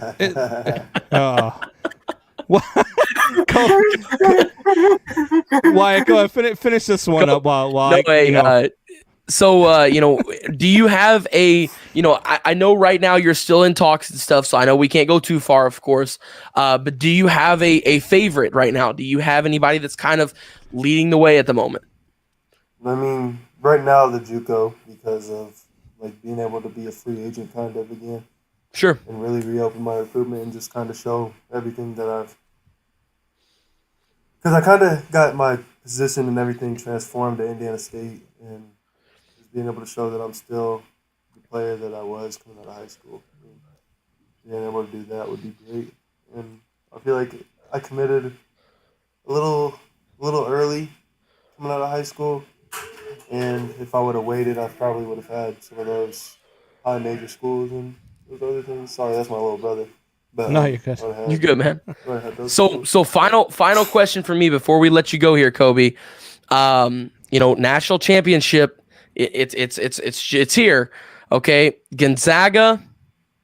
Is that your favorite, or are you a Baylor guy? Where are we leaning here, and why? I'm a Baylor guy. I picked Baylor at the start of the bracket challenge. I picked them to win my bracket. So wow, really? Baylor faithful. Really? Yeah. See, we should have talked to him. Why? Me and Wyatt both said that out of all the number ones, we felt like Baylor was the weakest number one seed out of all of them. Baylor's the best number one seed out of all. I think White had them losing to North Carolina or Wisconsin, I think. Yeah. They're like, they shoot 42% from three as a team. Yeah. And they're like the top defense in the nation. So making threes and playing defense, that wins a lot of games. Yes, it does. Well, hey, Kobe, we really appreciate you being on, big guy. Once the commitment falls through, or even before that, if you ever want to be on, just let us know. But for sure, as soon as that commitment rolls through and you know where you're headed, just let us know. We'll have you on, all that good stuff. We appreciate you for being on, man. Yes, sir. Thanks for having me. Hey, thanks a lot, Kobe. Thanks, Kobe. Absolutely. Yeah. All right, guys, that was Kobe Barnes. He is right now, so it sounds like he's got a lot of options out there, a lot of different ways he can go, man. I'm telling you, man, that Georgetown team with Kobe Barnes, that team looks really, really good. They were on fire there at the end of the year, man. As good as that program is bouncing back. Yeah, it'd be wicked. I'm telling you, look, I don't know, Tori, I don't know if you watched Indiana State play any basketball, but the games that I watched this year, Kobe was, I'm telling you, this kid, he reminds me of a mix of like a Kobe Bryant, a John Stockton, and a Dennis Rodman, because he passes well, he shoots really well, he rebounds really. Like, this kid was all over the court, and watching him in these games and seeing that game translate and take him to a place, no matter where it takes him, whether it takes him to Georgetown, whether it takes him here to U of I, hint, hint, hint, whether it takes him anywhere, he like, his game is going to translate, and that program is going to benefit from a really good player. We're going to watch this kid play in the league someday. I'm telling you right now, we're going to watch this kid playing in the league. So yeah, no, I agree. I like what he said about the JUCO route. I think that's cool. You can kind of, sit down and play a year, build up that highlight tape and not use eligibility. And if he goes to JUCO, it gives U of I another year to look at him and really get to him. I'm just telling you. I'm telling you right now, I'm taking some of these tapes out. I'm telling you, I'm going to take some of these tapes. I'm going to build him a tape and send it to U of I. I'm telling you right now. I'm sure he's already sent his tape to U of I. I'm almost positive of it. Actually, I don't think Kobe would skip on that. Hey, I'm just trying to get basketball relevant in Illinois again, because the Bulls have been bad, even though they're starting to come up. God, I would love to see Kobe Barnes on the Bulls. Can you imagine Kobe Barnes on the Bulls with the team that they have right now? He'd be a heck of a ball player. I'm telling you. So, all right. So we're going to get to another break, our last break, and then we are going to get into some baseball talk. So stay with us here on the Man Hour. We will be back in 2 minutes.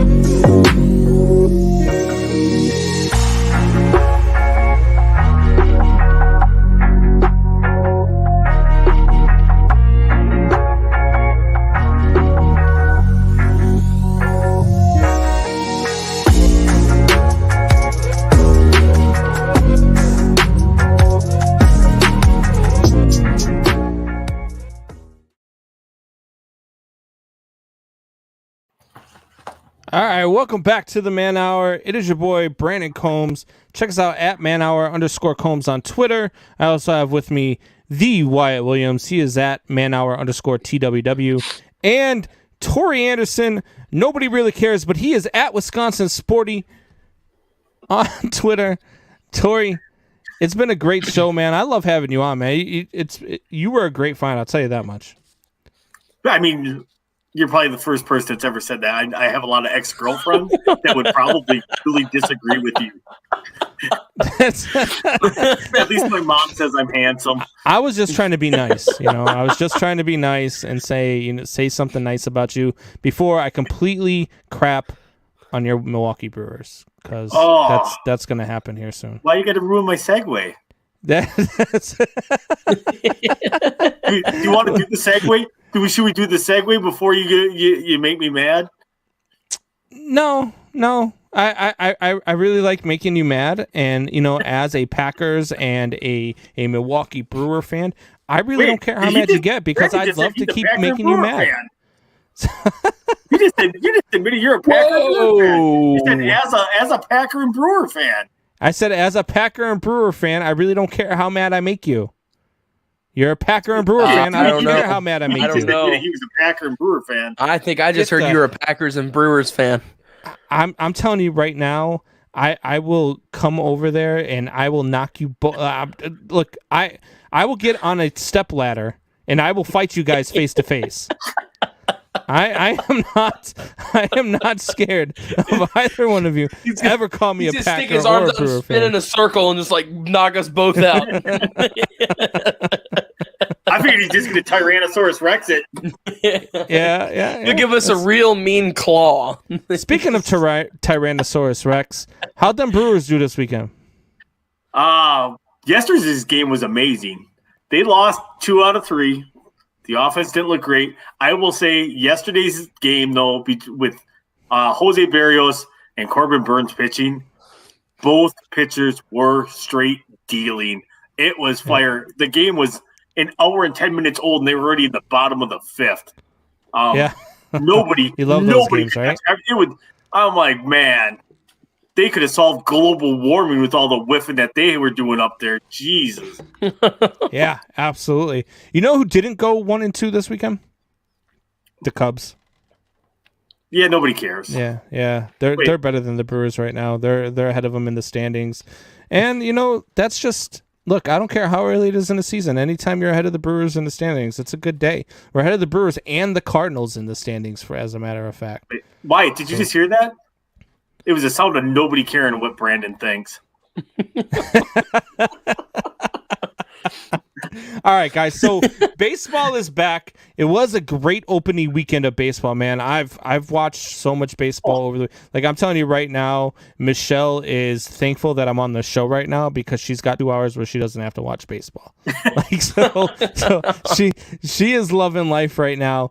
But let's say two fan bases who didn't get to see any baseball this weekend was the Mets and the National fan bases. They canceled the series due to COVID. Do you guys think this is going to be an ongoing trend as the season goes?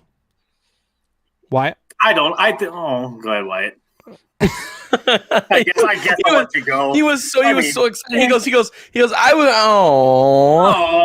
I think he's just so used to Wyatt not knowing anything about baseball. He didn't think Wyatt was going to participate. No, I mean, I think yeah. I mean, I think it'll be a trend in really in all sports, of course. We're seeing it in hockey right now, like you mentioned with the Canucks. It's just the world we live in, man. It sucks, but there is a virus going around right now. And if somebody gets it on your team, you've got to sit out. And we literally saw how baseball struggled the most of all the sports last year to get up and going and stay up and going. Rob Manfred screwed it up so bad last year. It wasn't even funny. There were times where I literally thought we weren't ever going to watch another baseball game again in my entire life. So, of course, the MLB is really going to, struggle at moments with this. I think all sports have struggled. All sports are going to struggle until we can get this, out of the way, of course. So, I mean, it is what it is. We're going to see games be canceled. We're going to see games be postponed. We saw it in the NFL season. It's just how it is. Yeah, I think as the season goes, you're going to see less and less of it. You got more and more people getting vaccinated.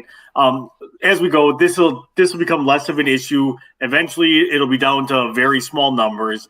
I don't, at the outset of this season, yeah, we're going to see the bigger numbers as we go. No, it's going to absolutely start to go down.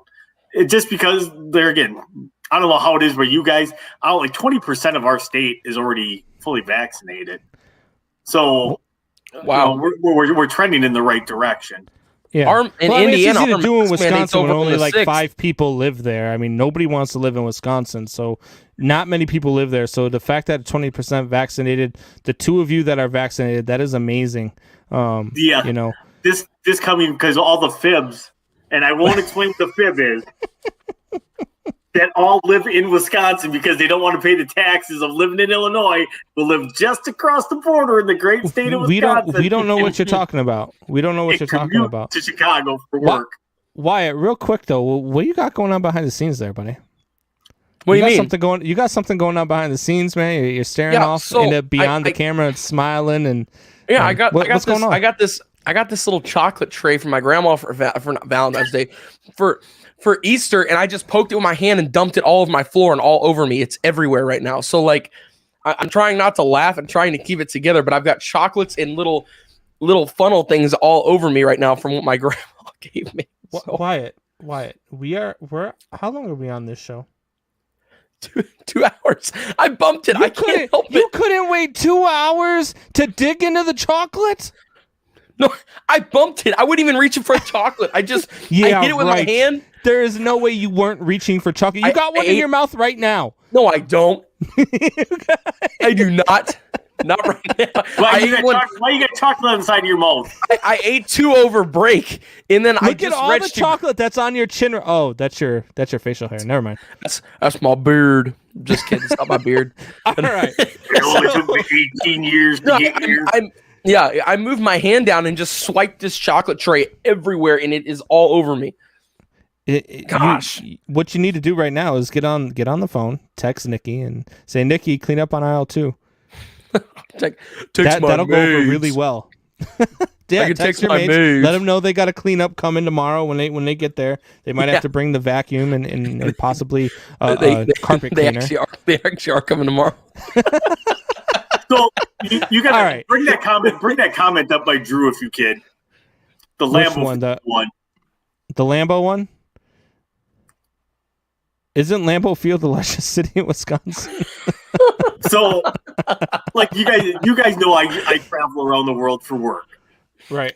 and I will tell you the funniest thing that I have ever heard was Wisconsin. Is that in the state of Green Bay? Oh boy. People thought Wisconsin was a city in the state of Green Bay. Look, I'll tell you right now, man, you will be surprised, and I know we're getting off topic here, but you will be surprised by how little people know about the United States of America. When I got out of the Marine Corps back in 2003, and I told people that I was moving to New Hampshire, if I told you how many people said, what state is that in? I'm telling you right now, if I had a nickel for every person who asked me that, I probably would have been rich and been living off of that money. So, because the amount of people that don't know what the states are in the United States of America is astounding. And some of them are even still in school. Like my 13-year-old stepdaughter is convinced. She asked me if we could just drive to Hawaii. After she shaved her arms? After she shaved her arm? No, this was before she shaved her arms. Combs but anyway, like, just bring the razor to shave your arms too. It'll be more aerodynamic when the car goes in the water. And she thought Germany was an ocean. Oh. And we're paying for a Catholic school education, private school education. I feel like I'm wasting my money. When I was in 8th grade, there was this girl that was in my class, in our geography class, and she asked if Louisville was a state and Kentucky was the city. That's what she asked. She was being serious too, and we all. And just you guys live there? Like, we live here. No, seriously, she lives in Louisville. We all like glanced over at her, like, Are you serious? Like, laugh, please. Just joke something, please. And she was being dead up serious. Oh, man. All right, so let's get back to it here. I don't think that baseball is going to have this. I agree with Tori here. I don't think baseball is going to have this problem all season long. I feel like as the season goes, like Tori said, more people getting vaccinated, more things going on. We learn more every day. It's just a matter of, what they want. So I feel like as the season goes, we'll see less and less of this. And, we won't get to that point where we're going to have to cancel too many series. The other thing that happened this weekend here was that, God, I can't believe I'm about to say this, but the Kansas City Royals and the Detroit Tigers and the Cincinnati Reds all three are in the top 2 of their division. All 3 of them. Now, I said that Kansas City, before the season started, I said Kansas City was going to be better than people give them credit for. I had them going 500, being 81-81. And yes, I know it's still early. We're only 3 games, maybe 4 games into the season. Some teams had 4-game series. I get that we're still early in the season. But I did not see Detroit coming out and doing what they did. I did not see Cincinnati coming out and doing what they did, being they were playing St. Louis in the first series of the season. So I did not see these teams coming off to such a hot start. Which of those 3 teams do you guys feel falls fast? All of them. The thing is we've talked about it before. We've talked about it extensively that everybody's anointing the Cardinals, and they're just not going to be as good as probably as advertised. I hate it. Just because they picked up Nolan Arenado, everybody is like, "Oh, the Cardinals are now the best team in the Central." I was not there. I said the opposite. I was a little worried with it. I mean, with DeYoung and Goldschmidt and Arenado, I mean that's a good. It's a good three-person lineup. But when you got nobody else in the other 6 spots, right. I mean, I agree. I mean, they've got, like I said, you've got Goldie and you've got Arenado, Goldie Nato as they're calling them over in St. Louis, which is the dumbest thing I've ever freaking heard. I hate the Cardinals. But at any rate, so you've got Arenado and Goldschmidt there in St. Louis, but they don't have anything else surrounding these guys. And Yadier Molina, bringing him back, that was a huge signing for the Cardinals, but probably no more, well, how do I say that? No more huger. Huger is not a word. No bigger than when Castellanos slid into home the other day and was safe. Because Castellanos stands up in front of the pitcher, says, let's effing go, and flexes in front of him, screaming in his face, and causes a benches clearing incident. Like, I love Nick Castellanos. Like, I think Castellanos is a very underrated player in this league. I think he's a lot better than people give him credit for. I think that the Cubs should have signed him, re-signed him ahead of last season. But that being said, how did you guys feel about this fight? Like, Tori, did you see anything wrong with what Castellanos did? Not really. I mean, it's not like he was showboating. It's like I said, and we talked earlier. To me, I'm like, Yadi was kind of in the wrong on it. No. And just because Yadi's gotta come to his pitcher's. This man stood over his pitcher, yelled in his face, and flexed. Now, look, I'm not an old fuddy-duddy. I'm not an old fuddy-duddy. I'm not one of those guys who thinks that the unwritten rules are unbreakable and all of that stuff. Like, I'm all for it. Thing in all baseball, but I'm okay with what Nick Castellanos did, but I'm also okay with what Yadi Molina did, because if he doesn't come to the defense of his pitcher, that's what we're talking about right now. We're not talking about the incident. We're talking about why didn't Yadi come to his pitcher's defense? Yeah, but the part I don't get with the whole thing is, why did the benches clear? They were yapping. I think because Yadi kind of tried to start to come after Castellanos, and so I mean, yeah, it's always dumb when the bench is clear, and then all of a sudden you see the bullpen start walking. They don't even run in anymore. You ever watch these bullpens come in during a bench clear? Like, they start walking in during these fights, and then by the time they get there, it's all over. Then we got to wait another 10 minutes for them to walk back to the bullpen. I'd almost rather just see them stay in the bullpen and watch the whole thing on TV like the rest of us are doing. Nobody's really going to get into a fight. In the 90s when they would sprint, they would sprint out. There was no shoving. Everybody was throwing haymakers as soon as they got out there. Yeah. And they were like, oh, well, two guys got ejected. Yeah. What? Like, 5 guys just got laid out. Yeah, absolutely. And I don't know, man. Like, Tori, what did you make of the whole, or I'm sorry, Wyatt, what did you make of the whole incident? I told you this guy's pre-show, but I think that the Reds are today's modern day Bad News Bears. They suck at baseball, and they make up for it by fighting with everybody and just tearing up everything they can. I love it. I think it's hilarious. I really do. Just watching this all go down, it's nuts. It's wild. And let's be real here, okay? Who doesn't like watching benches clear and everybody run out there and stuff like that? It's awesome. I mean, it's funny. If the bench is clear, the relief pitchers either A, need to stay in the bullpen, or B, they need to do their best Heath Bell impression and just sprint out there as fast as they can, like Heath Bell does when he's called in to pitch a game. Have you ever seen Heath Bell when he comes into? I know Wyatt probably hasn't. But, Tori, you know Heath Bell. This guy, he gets called in to pitch a game. He comes sprinting out, and he slides into the mound. Like, slides, like he's running the bases. Who is the guy? Is it the same guy I'm thinking of? Who was the guy a couple of years ago who was in the bullpen? They called him in, and he sprinted to the mound and then was out of breath. He was out of breath pitching, and he had to go out quickly right after that because he ran himself out of gas sprinting to the mound. Well, it was him. Well, the Brewers used to have a pitcher, and he bounced around to a couple different teams. Todd Coffey was a bigger boy, and he was. I mean, if you got his way, you were dead. But he would sprint from the bullpen right to the mound, like, every time. I love that guy. And Drew brings up a good point right there. For as far as brawls, the Nolan Ryan, Robin Ventura one, hands down one of the best one, because Ventura got whooped by an old guy. There was another one. It was a Cubs pitcher too. What was his name? God, it was not too long ago either. but he was a big dude, man, and he did the same thing. Like they got into a benches clearing brawl. I believe it was with St. Louis, and he just beat the crap out of it. I can't remember his name now. But he was just, I mean, he was mad. He was one of those guys where if you saw him without his jersey on, like his arms were the size of your face. Like he was just massive. He was ridiculously big. He was a relief pitcher for the Cubs. I can't remember his name. Do you know who's a really good person to ask those questions to? Who? Tim Dillard, who's going to be a guest on our show on Tuesday. Yeah, absolutely, man. Tim Dillard, former Brewers pitcher, he is now the announcer of the Brewers.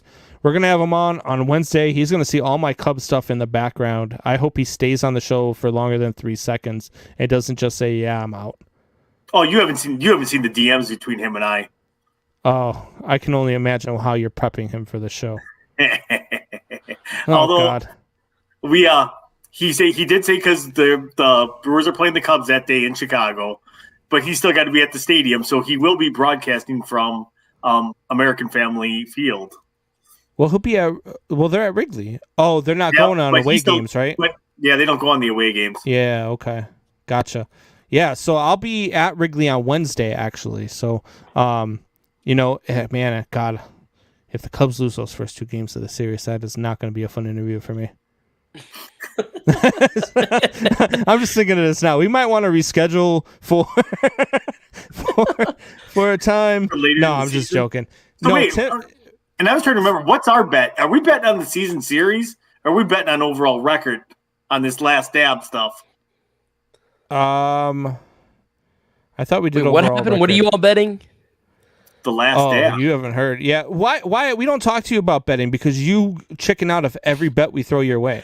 That's because every time that we talk about betting, you guys are like, Wyatt, save your head. Wyatt, shave your head. No, he was in on Wyatt. You were in on this one. You're like, I don't do spicy stuff because it's hot. Exactly.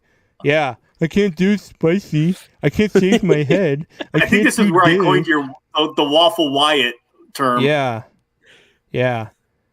But Wyatt, while you sit over there and chuckle, the men will talk about their bet. So we had overall season. Who would have a better record was the Brewers and the Cubs, correct? All right. Yeah. Sounds good to me. Was that the one, or was it the Saints one that we had to bet on? Oh, I take it back. It was the Saints. It was the Saints. Yeah, the Jameis one. When Jameis makes the Saints go 0-16 if he starts. When Jameis wins a Super Bowl in New Orleans, you mean? Anyway, we need a side bet on the Cubs and Brewers. Yeah, we do. We'll talk about that one for sure. We'll get it on air though. We'll do it. All right. So there were some rules changes last year because of COVID, and they are now talking about, they're still going to be doing the 7-inning doubleheaders. So are the 7-inning doubleheaders going to stick around? I mean, we're going to have a new collective bargaining agreement after this year. There's talks of possibly a strike, which I think baseball will avoid. They know they can't go through another one of those. Should the 7-inning doubleheader stick around? Why, go ahead. Tori? Oh, me first? Okay. I'm a fan of it. Just because it shortens up the day, it shortens up the games. The amount of money that these pitchers are getting paid, it's a little bit less wear and tear. How many guys throw complete games anymore anyways? I mean, like Jose Berrios, for example, he had a no-no against the Brewers, and they yanked him in the 7th inning. Like, so for me, the doubleheader, if you're playing a doubleheader, 7 innings, perfectly fine. It's almost basically like having a built-in mercy rule is all it is, kind of. Yeah. Yeah, no, absolutely. And I just saw that pitcher's name, by the way. It was Kyle Farnsworth, the pitcher I was thinking about for the Cubs with the brawl. But at any rate, I don't mind the 7-inning doubleheaders. I almost feel like if you're going to stick with 7-inning doubleheaders, maybe schedule doubleheaders. I think, what if we did doubleheaders every Sunday? Well, they used to do that. They used to have built-in scheduled doubleheaders for certain games, and like I am in complete agreement. You can shorten that season down so teams aren't playing in the playoffs when it's 25 degrees out in the middle of October. Yeah. And it could also add into more off days for the players as well. Absolutely. It helps the longevity of the players. everything else, there's not really that much of a downside to it. I'd be 100% behind that. Yeah, I'd be okay with it too. And look, I love the game. I want to see as much baseball as possible, but I don't mind the 7-inning doubleheader. I would be okay if they went with a longer 7-inning doubleheader. Why, you okay with 7-inning doubleheaders? Not that you watch baseball ever, but still. I'm watching it right now. What are you talking about? Yeah, no, I don't mind. I kind of like your idea though, of scheduling it every Sunday or once a week, having a devoted double header day. I think that would be cool. I'm totally fine with that.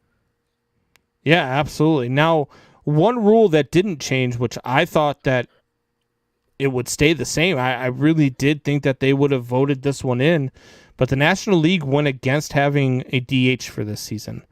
Why in the world is the National League so hell-bent on not having a DH? When I'm watching guys like Chad Kuhl of the Pittsburgh Pirates run out a simple routine ground ball and almost tear an ACL just touching first base, I don't want to see my pitchers running the bases. I don't want to see my pitchers hitting. I don't want to... There's a reason why we have DHs in the American League. There should be in the National League. Some teams would really benefit from this. There are players in the minor leagues that would benefit from this. It adds a roster spot. It adds a hitter to the lineup. Why do we not have a constant DH story? Chicks dig the long ball. Oh, so I am not. I know I'm in the very, very small portion of people that I don't like the DH. I like having my pitcher bat. It adds an element to the game. You know, generally your pitchers are they're the highest paid players on the team. Work for it. Leave it to a guy whose Twitter handle is Wisconsin Sporty. No, I am not in favor of a universal DH. I never have been. I like watching pitchers. Why would you like to watch a pitcher? So are you kidding me? Guys, like so you're telling me right now the division's on the line. Okay, Cubs versus Brewers, right? And you've got Josh Hader who pitched the 8th inning. He made 4 pitches to go through the 8th inning. It's a tie game. You're in the bottom of the 9th. There's 2 outs, and the winning run is on second. You want to pinch hit for Josh Hader as opposed to having a DH, and then you're taking Josh Hader out of the game. If your DH doesn't do nothing, Josh Hader's not available to come pitch in the 10th? Yeah, because I have Devin Williams. Devin Williams has already pitched because Hader's your closer. Nah. We have a DH. Yeah. Oh, yeah. No. You don't like it now, do you? No, now you want a DH, don't you?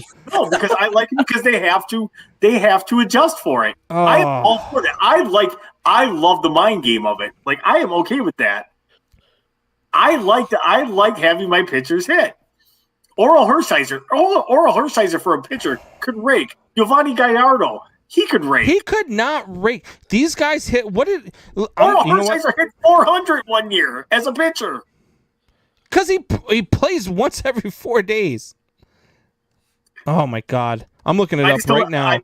I don't get it, though, because these guys all grew up. They've all hit a baseball before. Just because you're a pitcher doesn't mean you forgot how to swing at a baseball. You should, if anything, you should be able to read the pitch better than anybody else. I don't know. I don't understand where you're coming at with it. I don't understand, like, what you see. And Oral Hershiser never hit 400 as a pitcher. That is a downright lie, flat out lie. Tori Anderson lied on this show. He hit 356 one year, did not hit 400. But his career batting average, he was a 201 hitter. All right. He hit 201 for his career. So stop with the look. I get it. Look, I've got guys like Jake Arrieta, especially back on the Cubs again. I loved it when he was hitting bombs, and he hit like 4 or 5 one season. Like, he was just absolutely flat out hitting bombs as a pitcher. I get it's cool every once in a while, but those are so few and far between. Like, when my 9th hole hitter comes up, I want to know that I've got an actual legit Major League Baseball hitter coming to the plate. Well, you can't want to see a pitcher come to the plate. Have your pitcher bat 8th and then put somebody in the 9 hole. Oh, stop it. The Brewers used to do it. The Cardinals used to do it. I want to see the Cubs used to do it too when Joe Madden first came in. But I don't like seeing a pitcher in the batting order for many reasons. Not just the fact that they can't hit, but also pitchers are paid to pitch. I pay my pay. Who was it last year? Or not last year? Is 2019? They lost their best reliever down the stretch. It was the Cubs, actually. Yes, Pedro Strop running out a ground ball and tore a hamstring. Who was our best reliever that year in 2019, and we didn't have him for the stretch run, and we ended up as a wild card team. In 2018, the Brewers lost Jimmy Nelson when he was sliding into second. You had to have Tommy John surgery, slide into second. Part of the game. You get hurt. It's not part of it. No, they're paid to pitch. Base running and hitting is not part of a pitcher's game. They're paid to play the game. They're paid to pitch, Tori. Paid to play the game. Oh my God. That's why they make the big bucks. To me, no. Get rid of the DH. I am not a fan of DH. Wyatt, what about you? You a fan of the DH? Yeah. So we don't care, Wyatt. We are going to go ahead and get to our final break. And then when we get back, it is up to the fans. We are going to go ahead. Well, Wyatt's just sitting there shaking his head. We are going to go ahead and get into Shop Talk. We're going to talk about what you guys want to talk about. We will be back in 2 minutes.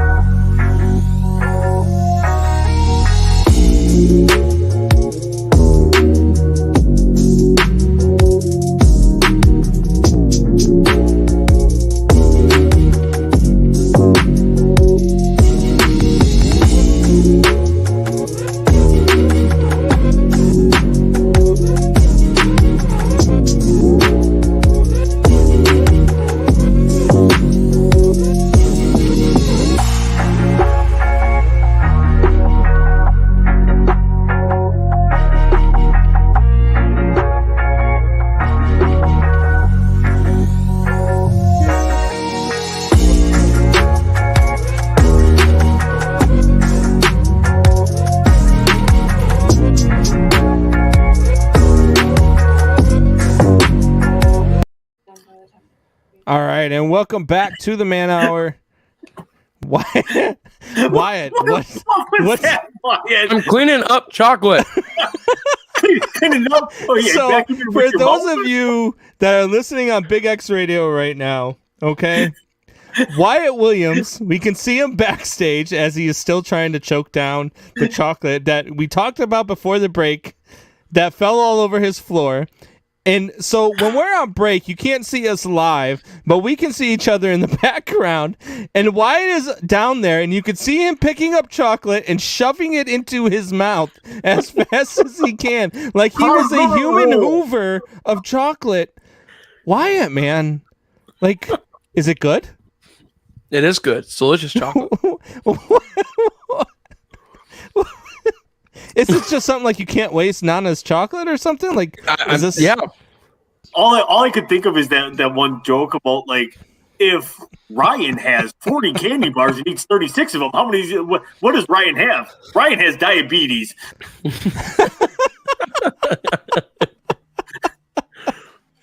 All right, Which Drew is says, funny because I am diabetic. Wyatt, so. you sound like you have a mouthful of marbles. I did. They were even like little chocolate balls too. Yeah, That had that center, the chocolate cream center in the middle of them. Were they salty? Oh man, I don't. No, I'm not answering that question. no salted caramel. We're talking about salted caramel, Wyatt. Get your mind out of the gutter. Jeez, Wyatt. Okay. All right. Right. What? Look, Right. when you get them chocolates, the box of mixed chocolates, they have the best one there is the chocolate covered salted caramel. Chocolate caramel, sea salt caramel. Okay. Yes, there was one like that. Correct. All right. We knew it. That's All you're right, guys. not right. So Timothy Leonard chimes in. Timothy said the MLB tried, but the Players Union and MLB could not make an agreement on the DH. Smoltz said that the NL DH rule is going to be voted on this off season. I mean, look, I know we're at odds on this, Tori, and we didn't give Wyatt a chance to speak, but we don't need to give Wyatt a chance to speak because he doesn't know what a DH is. As we found out pre-show when we were trying to set our fantasy baseball lineups, he's like, "What's a UTIL?" That's No, I said what's a UTL? Yeah. I'd never heard of a baseball position that was UTL, and then come to find out it's utility. Duh. God. Duh. Anyway. Fail. All right. Fail. So, I'm one of those guys who, in Major League Baseball, I've been to every stadium with the exception of 5 of them. So I've been to a lot of different stadiums. There are some, the 5 that I still really want to get to, so that I can say I've been to all of them. What are some of these stadiums that you want to visit the most outside of your teams? Wyatt, I swear to God, if you say Lambeau Field, I'm going to throat punch you when I see you. Wyatt, are you talking about baseball or of your favorite teams? Is Wyatt wearing a Saints shirt? Yeah, my mom got it for me when she was in New Orleans. Like a Oh. week ago. You're done. Oh. You're done. Done. All right, so Tori, what is the one stadium you want to visit other than Lambeau Field? Like, it could be any sport, football, basketball, baseball. What's one venue you really want to get to? I'm gonna give you your moment of glory. It's hanging on the wall right behind you. Like, that's one of the stadiums I have not got to. I've not got to get to Wrigley yet. You haven't been to Wrigley yet? What? I have not. Dude. I've at least walked outside of it and taken pictures with the sign and stuff. Okay, Wyatt. Thanks. That's still not in the stadium. Did you go sit there? No, I've not been to one MLB game Sit ever, down and actually. shut up. Tori, I've you been to one let MLB me game know. yet. Tori, you let me know when you want to come down. I will work on getting us tickets. We will get to you. Let me know when your schedule is free. To me, like, for baseball, like, they're in Fenway, or like those are the meccas. It's like people from out of town going to Lambeau Field. It's And a I've been mecca. to both. It is a place where it is like sacred, holy ground for sports. 100% something I want to go to. And actually, I'm going to get to check another one of them off. I'm going to go to San Francisco next year. Oh, nice. Yeah, so that's a beautiful ballpark. I've been there. They're retiring Will Clark's number. So my boss and I are going to go to San Francisco for that game to watch them retire, because Will Clark was my favorite. Will Clark crushed my hopes and dreams in 1989 when he knocked the Cubs single-handedly out of the NLCS.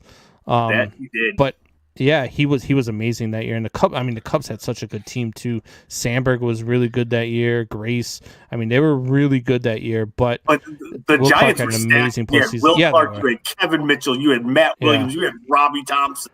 Right. You had a no-name pitching staff that just came out of nowhere. Yeah, absolutely. Yeah, so Ohtani is tearing it up tonight so far. Yeah, thanks for that, Wyatt. We're talking about other stuff.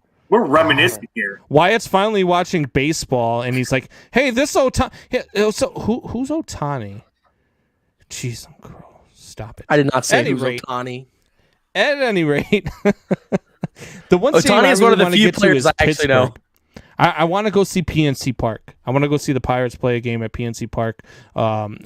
Preferably against the Cubs, but I would love to get there. I think I love the backdrop that they have there of downtown Pittsburgh, the bridge and everything like that. I would love to sit. And to be honest with you, if I go to PNC, I want to sit in the upper deck so that I can actually see the view outside of PNC Park. Like, I really want to get to Pittsburgh. It's one of the stadiums I haven't been to yet. As Timothy chimes in and says, Combs, have you been to Marlins Stadium? I have not been to either of the Florida stadiums yet. I've not been to Tampa or Miami. And so I have not made my way down there yet, but I really want to. But Pittsburgh, I think Pittsburgh's on the bucket list. I would really love to go see a game at PNC. Wyatt, what about you, buddy? So are we... All right, so that is all the time we have today on the Man Hour. We will see you guys tomorrow. Thank you guys for listening. Make sure you like, share, check us out on YouTube. If you missed any part of the show, definitely check us out on YouTube. YouTube.com/Man Hour. Have a great night, guys.